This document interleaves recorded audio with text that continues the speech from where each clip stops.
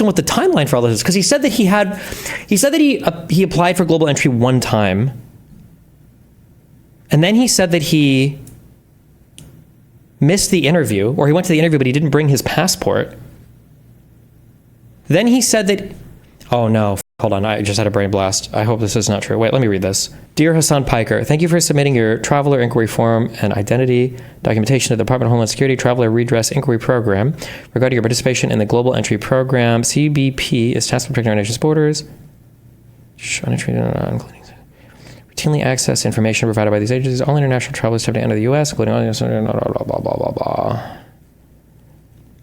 After careful review, we've determined that your Global Entry Program membership was revoked because you do not meet the guidelines for program participation. An individual is ineligible to participate in the Trusted Traveler Program if CBP, at its sole discretion, determines the individual potential risk of terrorism, criminality, violating customs, agriculture, and immigration laws, or otherwise not a low-risk traveler. This risk determination will be based in part on the applicant's ability to demonstrate past compliance with laws, regulations, policies, reasons why. Okay, the applicant provides false or incomplete information on the application.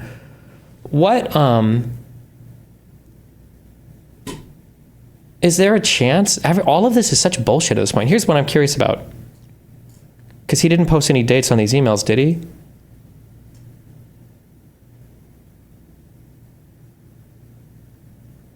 I wonder if he said that he applied for it. And when you apply for global entry, I think you can get like a conditional approval. Then, but it sounds like he actually had an interview. So it sounds like he applied for it. And then he said he drove to the office to do the interview, but that he left his passport at home, and he didn't have an ID for it, and so he went home and he missed that. I wonder if he got like conditionally approved, scheduled the interview, went to the interview, and then he didn't bring his passport, and then this is the email that they sent afterwards saying, "I'm sorry, we have to revoke your global entry," and the revocation is just for the conditional approval. I have no idea though. I'm just guessing. The timeline in the story, none of this like makes sense. Like all of this just feels so weird now. Like I don't understand how you go through the global entry line if you don't even have it. You're telling me that the U.S. border systems would just let anybody walk through the global entry line and they wouldn't even be able to ID that you didn't have global entry? Or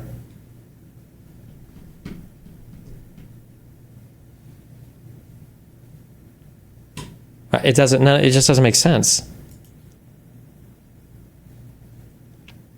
And then months later, this dipshit just walks into the line thinking he has access, or he didn't go through that line. He literally just went through the normal ass line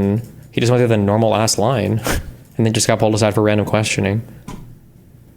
I mean, do they actually do conditional approval? That kind of defeats the purpose. No, because you submit like an app, fuck me, dude, I hate mobile.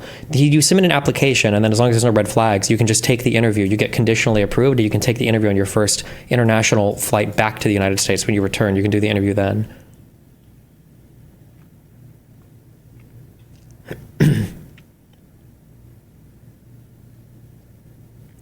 His redress inquiry, doesn't that imply that he asked shit to the DHS? Wait, where does he say?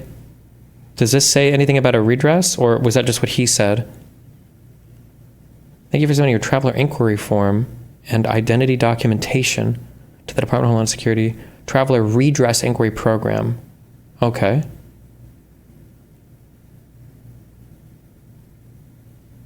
So it did get revoked. Why would he not bring this up on stream? Like, I'm so confused, because this is just a thing that he would make content off of, right? Like if he was in the middle of streaming 4 months ago and they refused his global entry application, you don't think he would say something about that? Like, oh my God, guys, they're coming after me for my political speech. Like, this is so bullshit. They wouldn't even let me get global entry. Like, I don't understand why he wouldn't say anything about this. He said he didn't see the email, not sure of that. Well, wouldn't you search for it? If you're traveling internationally, you would have to. If you travel internationally, when you're filling in your information on your tickets, there's a thing there for known traveler number, and that'll have you put in your TSA pre or global entry or nexus number. So you'd have to put his number in there. So you'd have to go and look it up. You don't think at any point in this, you wouldn't think like, oh, do I actually fucking have global entry? Do you get a card? I think you can request one, but you have like a number. I don't believe any of this. I think it's all just a fucking lie. But he milked the fuck out of it, so it's already like success. Like, he did it. I mean, he milked the fuck out of all of this, so What are the odds that he legit just found out about this now? I feel like I don't think that they would let you go through like an accelerated line without being approved and nobody would say anything. They wouldn't pull you aside for an interview. They would just say like, oh, you're not in this, like go to the other line. What do you think the reality was? Well, as far as the stop, everything he describes, it sounds like he just got pulled aside for random questioning. It sounds like it was like about 15 minutes long. I think he basically admits as much now. He was on that stream and I think he admitted as much. It was basically 15 minutes long. It was normal questioning and then he went through. You do get a card for global entry. I mean, you might be able to request one, but I don't think you need it. Like I think I have an option to order order a card, but you just need the number, I think. And then everything is like eyes. I don't know if they do fingerprints. They probably do. Wouldn't this naturally come up during the questioning? Why are you in the GE line? You don't have a GE retard? No. It wouldn't come up during questioning. You wouldn't make it through the line. Like, pictures, airport, immigration, entry. What airport was he at? Was he at O'Hare? I don't know which one he said he came through. O'Hare? I don't know if I've ever flown back into O'Hare internationally, but all the others have come back in internationally. You have, there'll be like 2 different lines. One will be for like global entry, Nexus. I think Nexus is like Canada, USA, Mexico. I might be totally making that up. I think it's something like that. And then one line is just normal where you go to these machines and you fill it out. But my guess is going to be that if you go to the global entry line, you try to get through there and you don't have global entry, you won't be able to pass the machine. Usually once you go to these machines, you'll get a slip that'll have a picture on it and your name or whatever, some info, and then you go to the guys and you hand it to them. But you wouldn't get anything if you don't have global entry. The machine just it would say like not found or not or whatever, and you'd have to go to the other line. I don't know. All of this is weird. There's too much weird shit here, and he's already like a liar. Like I don't know. I don't trust any of this. I think the whole story is bullshit. But it's like airport security related shit, and he doesn't think anybody's ever gonna like publish anything about it and call him out, which is probably true. I mean, he got away with it, so. Video of O'Hare. 5 more minutes.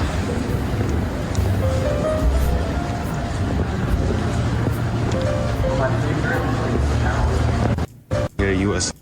O'Hare lanes for U.S. Usually, maybe this isn't the case ever, but they get mad at you when you have phones out here. Even in lines for immigration, I don't know why, like no phones. Citizens tree over here. Our guy is still walking. As you can see, the signs over here: U.S. citizens and visitors, crew, and active military. Back in the days, they used to have separate lanes for U.S. citizens and visiting. All right, guys, we were told. Why is it bad for him to lie about this? Because he tried to make it sound like he got pulled over for having viewpoints that are contrary to the Trump admin and then bullied or hassled or harassed for that. He's presented no evidence of that. His story has fallen apart under the slightest bit of publicly available data, under the littlest bit of scrutiny. And then he walked back his story basically immediately on that podcast.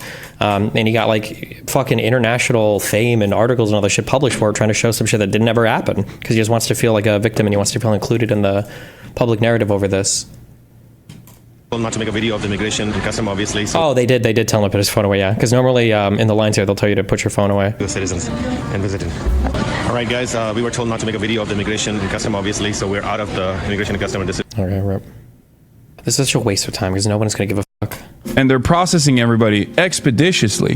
You walk up, boom, immediately they take your photo of your face, and you walk in, and there's a customs person there. Cop there just basically waves you, okay? And they do that over and over again. It gets to me. Take a photo, boom, walk in instantly. The Customs and Border Patrol agent goes, "Step aside, sir." I was like, here we go, all right? She goes, "Step aside, sir. An agent will come and take you to another location." I was like, is that proper protocol? I was like, sometimes it happens. And I was like, okay. And I knew at that point, I was like, okay, I'm texting like family. I'm like, this is happening. I'm texting my manager. You know, I was basically I got Lolo on. I was like, listen, you know, I'm going in, all right? I'm freaking going in. Who knows how long this will take? Like, we have the timelines on all of this. And when the plane landed, when that Lolo guy tweeted, like, he was probably questioned for like 15 minutes.